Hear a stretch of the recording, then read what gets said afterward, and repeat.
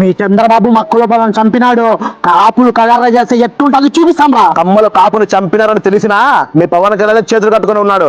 మీరేంద్ర మమ్మల్ని పీకేది?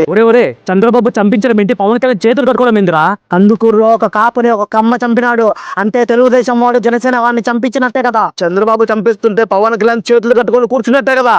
సరేరా, నువ్వు వీడు తప్ప తాగి కారులో వెళ్తూ రెడ్డిని రాజుని బుద్ధి చంపేశారనుకో, రెడ్డి కులస్తులు రాజు కులస్తులు మీ కమ్మ కాపు కులస్తులు అందరినీ చంపేస్తామంటే మీరేం చేస్తారు? మా నిర్లక్ష్యం వల్ల జరిగిన తప్పుకి మా కులానికి ఏం సంబంధం? యాక్సిడెంట్ చేసింది మేమైతే దాన్ని మా కులానికి మొత్తం ఆపాదించడం ఎంతవరకు సమంజసం?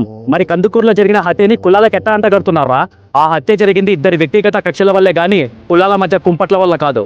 చంద్రబాబు నాయుడు సార్ కూడా మాట్లాడారు, పవన్ కళ్యాణ్ సార్ కూడా మాట్లాడారు. అతను అయితే బయటికి రానివ్వండి అని చెప్పారని. నాకు జరిగిన అన్యాయంలాగా చూపించండి, దీన్ని రాజకీయంగాని కులంగా చేయకండి దయచేసి. అది నాకు ఇబ్బందిగానే ఉందండి. మరి సోషల్ మీడియాలో కాపుల్ని కమ్మలు చంపేస్తున్నారని వైసీపీ వారు మమ్మల్ని ఎందుకు రెచ్చగొడుతున్నారు? నిందితుడు కమ్మవాడే కాదని చంద్రబాబు ఏమైనా కనికరించారా? అతన్ని అరెస్ట్ చేసి బాధిత కుటుంబానికి సహాయం కూడా అందించింది ప్రభుత్వం. లక్ష్మీనాయుడు భార్యకి వాళ్ళిద్దరు పిల్లలకి కూడా ముగ్గురికి 3 ఎకరాలు పొలముతో పాటు 5 లక్షలు వాళ్ళకి ఆర్థిక సహాయం చేయడానికి గవర్నమెంట్ సిద్ధపడింది. అసలు కమ్మ కాపుల కులాల పేరుతో కొట్టుకొచ్చేస్తే సంతలు గుర్తుకునేది ఎవరు? టీడీపీ జనసేన విడిపోతే లాభపడేది ఎవరు? ప్రజలారా అప్రమత్తం. విలువలేని వైసీపీ కులం బల విసురుతోంది. జాగ్రత్త. జాగ్రత్త.